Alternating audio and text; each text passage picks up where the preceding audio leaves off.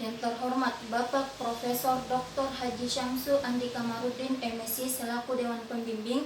Yang terhormat Bapak Dr. Ahmadin MPD selaku Dewan Pembimbing. Yang terhormat Bapak Profesor Dr. Darman Manda MHum selaku Dewan Penguji. Yang terhormat Bapak Dr. Muhammad Mustafa Yahya MSc selaku Dewan Penguji.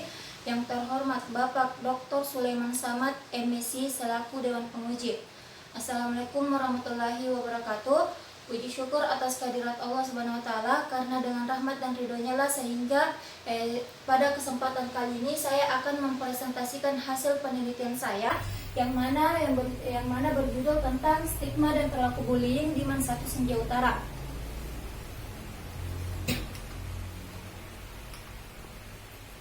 Oke. Bab 1, latar belakang. Pendidikan merupakan fasilitas yang disiapkan oleh negara, pendidikan merupakan fasilitas yang disiapkan oleh negara ataupun swasta untuk untuk rakyat Indonesia dapat mengenyam pekerjaan dengan yang lebih baik dan status sosial yang lebih layak. Yang kemudian pendidikan terbagi menjadi dua, yaitu pendidikan formal dan pendidikan informal. Salah satunya pendidikan formal yaitu sekolah. Sekolah merupakan tempat terjadinya kegiatan belajar mengajar antara siswa dengan siswa, antara siswa dengan guru, dan antara siswa dengan seluruh komponen tenaga kependidikan yang ada di sekolah itu sendiri. Akan tetapi saat ini banyak permasalahan yang terjadi di lingkungan sekolah, seperti halnya yang terjadi di MAN 1 Senja Utara, adanya stigma dan perilaku bullying, seperti halnya yang terjadi di MAN 1 Senja Utara, seperti stigma dan perilaku bullying. Oke. Bullying.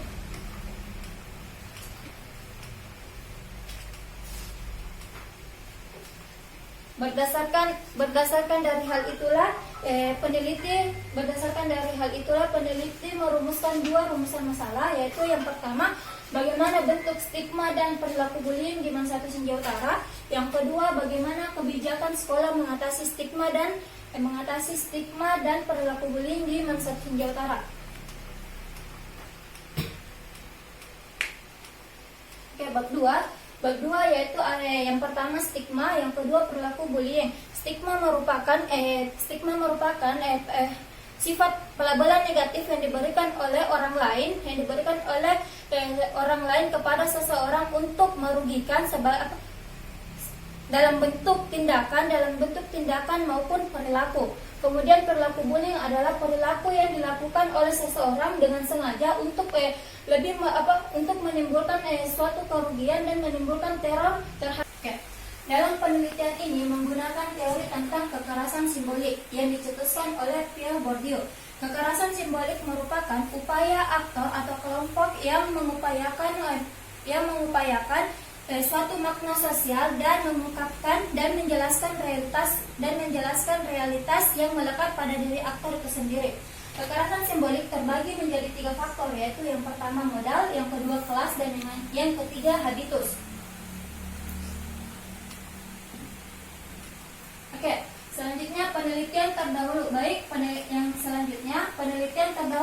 Penelitian terdahulu ada 3, yaitu yang pertama faktor-faktor yang berhubungan dengan perilaku bullying pada remaja. Yang kedua, studi mengenai tindak kekerasan verbal dan non-verbal oleh guru terhadap siswa SMA Negeri 1, siswa SMA Negeri di Surakarta tahun ajaran 2014-2015. Yang ketiga, bahaya label negatif terhadap pembentukan konsep diri anak dengan gangguan belajar. Adapun perbedaan penelitian terdahulu dengan penelitian saat ini, yaitu di mana penelitian yang saya ungkapkan adalah bahaya label, bahaya stigma dan perilaku bullying yang dilakukan oleh sebagian guru dan antar sesama siswa jurusan IPA ke siswa jurusan IPS. Sedangkan persamaannya yaitu sama-sama menjelaskan tentang bagaimana perilaku bullying dan stigma yang terjadi di sekolah.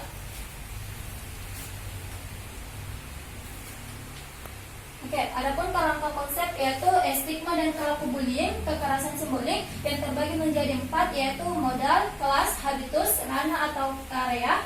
Yang selanjutnya bentuk stigma dan perilaku bullying di MAN 1 Senja Utara, kebijakan sekolah mengatasi stigma dan perilaku bullying di MAN 1 Senja Utara. Bab 3, Yang pertama yaitu jenis penelitian kualitatif, lokasi penelitian yaitu di Mansatu Sinja Utara. Sasaran dan fokus penelitian yaitu yang pertama guru, yang pertama kepala madrasah, yang kedua wakamat kurikulum, yang ketiga guru yang telah mengajar di atas 5 tahun dengan dua jurusan IPA dan jurusan IPS, siswa jurusan IPA dan siswa jurusan IPS. Deskripsi fokus di sini selanjutnya yaitu instrumen penelitian, sumber data, teknik pengumpulan data yaitu wawancara, observasi dan dokumentasi, teknik analisis data yaitu reduksi data, penyajian data, penarikan kesimpulan. Adapun yaitu tahap-tahap kegiatan, tahap penelitian, penarikan kesimpulan. Adapun yaitu tahap-tahap kegiatan, tahap penelitian, tahap akhir. Jenis keabsahan data, triangulasi sumber, triangulasi teknik, dan triangulasi waktu. Baik, selanjutnya bab 4 hasil penelitian dan pembahasan. Rumusan masalah yang pertama yaitu bentuk stigma dan perilaku bullying di Mansatu Sinja Utara.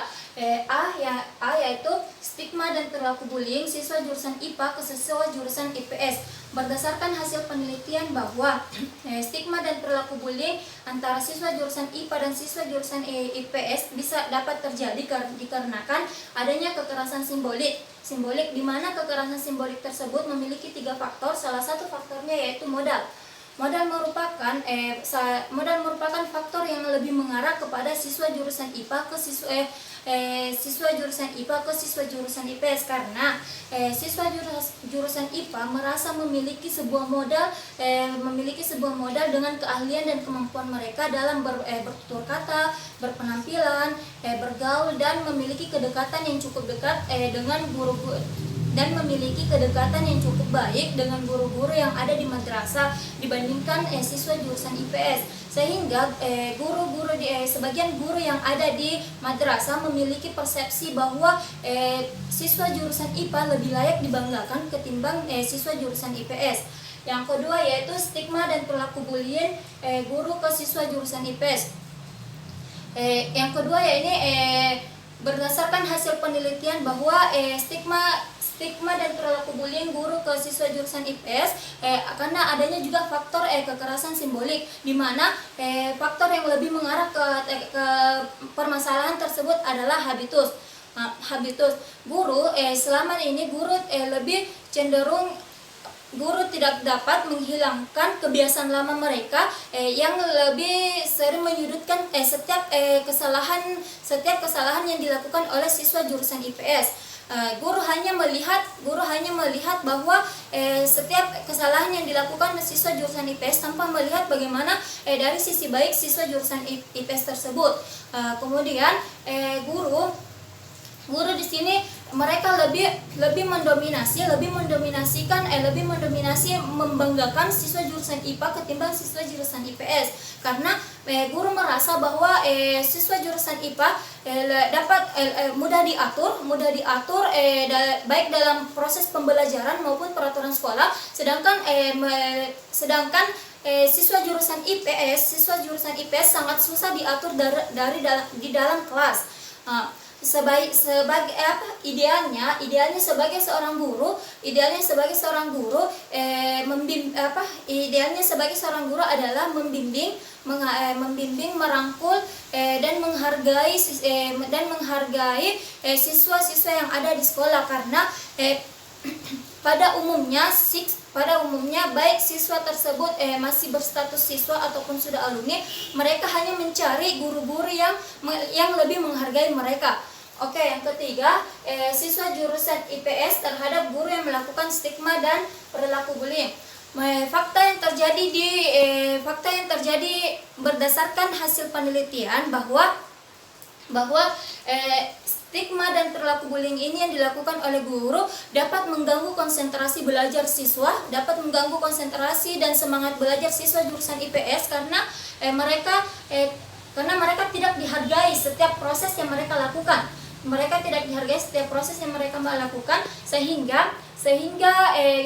Sehingga siswa sehingga siswa tersebut acuh tak acuh terhadap perintah guru tersebut yang telah memberikan stigma dan perilaku bullying kepada jurusan IPS.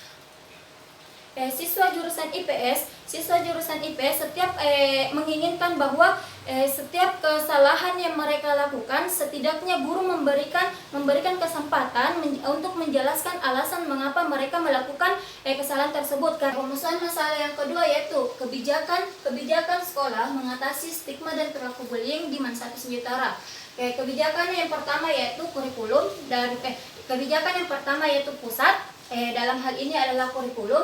Yang kedua yaitu contoh langsung dari kepala madrasah dan wakamat kurikulum. Yang pertama yaitu kurikulum. Kurikulum merupakan perangkat yang paling penting dalam dunia pendidikan, karena dengan adanya kurikulum